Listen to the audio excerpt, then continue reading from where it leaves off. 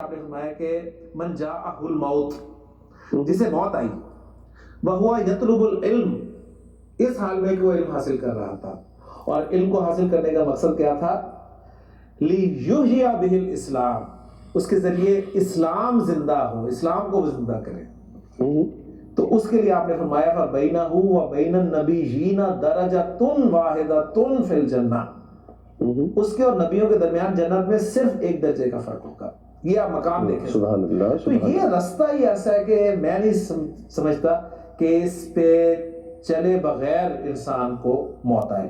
باقی ایک میں چیز اس میں آپ کی پچھلی بات میں ایڈ کرنا چاہوں گا کہ جو پڑھا لکھا شخص ہے، ٹھیک، اس کے پاس قیامت کے دن کوئی ایکسکیوز نہیں ہوگا. جی اللہ تعالیٰ نے اگر پوچھ لیا کہ انگریزی تو تمہیں بڑی آتی تھی، ٹھیک ہے، انگریزی تم ایسی بولتے تھے کہ انگریز بھی مار کھا جاتے تھے، یا انگریزی ایسی پڑھاتے تھے کہ انگریزوں نے بھی نہیں پڑھائی ہوگی، ٹھیک، کیا تمہیں میرے کلام کو سمجھنے کے لیے زندگی میں اپنے کورس کے بارے سے بات کروں تو کیا 70 دن نہیں ملے؟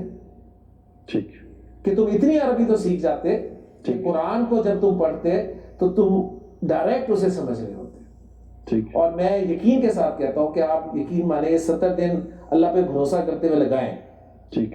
ایف ایس سی میں جب میں تھا نا تو والدین کہا کرتے تھے کہ بیٹا یہ 2 سال لگا لو بس، ٹھیک، زندگی بن جائے گی. اور یہ سارے والدین کہتے ہیں، یعنی والدین کا اجماع ہے اس بات پہ کہ 2 سال بچوں لگا لو، چھوڑ دو باقی سب کچھ. میں یقین سے کہتا ہوں کہ آپ یہ 70 دن لگا لیں 2 مہینے لگا لیں، ٹھیک، آپ کی واقعی زندگی بن جائے گی، جو کہ حقیقی زندگی.